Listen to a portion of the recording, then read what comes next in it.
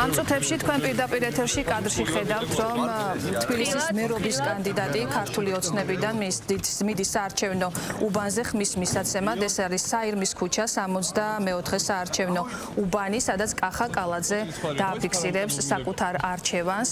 არჩევანის გამოხატვის შემდეგ თბილისის მერობის კანდიდატი გააკეთებს განცხადებას ჟურნალისტებთან და ამ განცხადებას ჩვენ პირდაპირ ეთერში შემოგთავაზებთ. მე შეგახსენებთ, რომ დედაქალაქის მერის თანამდებობის დასაკავებლად კენჭს იყრის მერობის 9 კანდიდატი და სწორედ ერთ-ერთი კანდიდატი კახა კალაძე არის მისული ამ წუთებში საარჩევნო უბანზე ხმის მისაცემად. რატომ ჭიდა?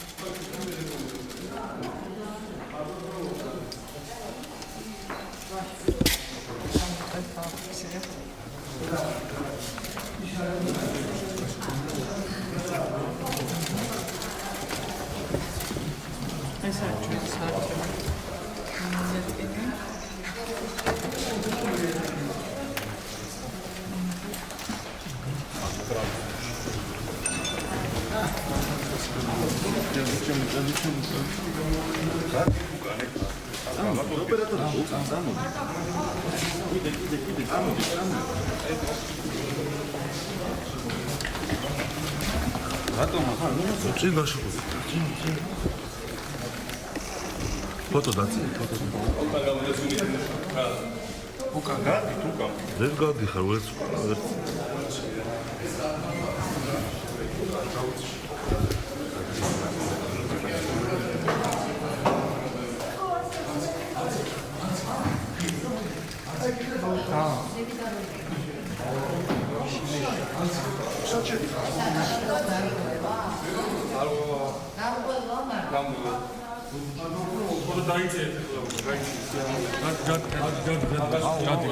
გადი ახლა გაიწიე.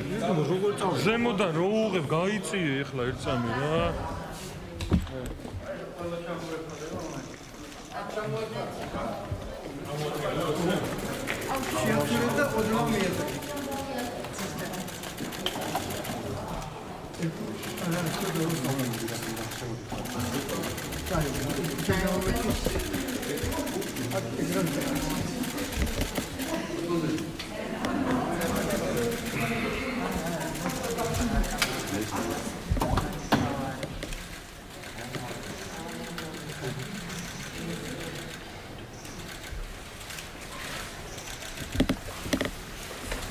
Все?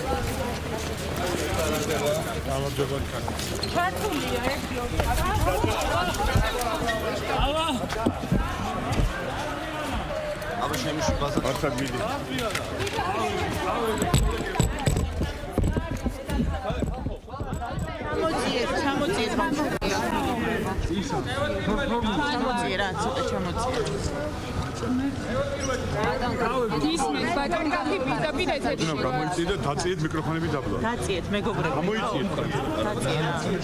დაწიეთ. ფორტუნა დაწიეთ ცოტა. გისმენთ ბატონო. მე გავაკეთე ჩემი არჩევანი, პირველი რა თქმა უნდა, მშვიდობა საქართველოს და მეტი სიკეთე თბილისს. ერთადერთი ძალა, ვისაც დღეს რეალურად შეუძლია ქვეყანაში მშვიდობა შეინარჩუნოს, ეს არის ქართული ოცნება დემოკრატიული საქართველო. ერთადერთი ძალა, ვისაც რეალურად შეუძლია ქალაქის განვითარება გააგრძელოს, ეს არის ქართული ოცნება დემოკრატიული საქართველო. ჩვენ ბოლო წლების განმავლობაში ბევრი სასიკეთო მნიშვნელოვანი პროექტი განვახორციელეთ ჩვენ დედაქალაქისთვის, აბსოლუტურად ყველა მიმართულებით. თუმცა რჩება გამოწვევები, რჩება პრობლემები და ჩვენ მზად ვართ საზოგადოებას საარჩევნო კამპანიის ფარგლებში წარუდგინეთ კონკრეტული ხედვები თუ რა პროექტები იქნება განხორციელებული, რა გაკეთდება, თუნდაც ინფრასტრუქტურის მიმართულებით, თუნდაც ეკოლოგიური თვალსაზრისით, ეკოპოლიტიკის მიმართულებით, იგივე ჯანდაცვა, სოციალური პროგრამები, ახალი პროექტები, რომელიც დედაქალაქში იქნება ტრამვაის სახით, მეტროს სახით, ატრაქციონების პარკი და ასე შემდეგ. ძალიან ბევრი გვაქვს ალაპარაკო, ძალიან ბევრ პროექტზე მივაწოდეთ საზოგადოებას ინფორმაცია და რა თქმა უნდა მომდევნო 4 წელი იქნება საინტერესო და მნიშვნელოვანი ჩვენი ბატონო,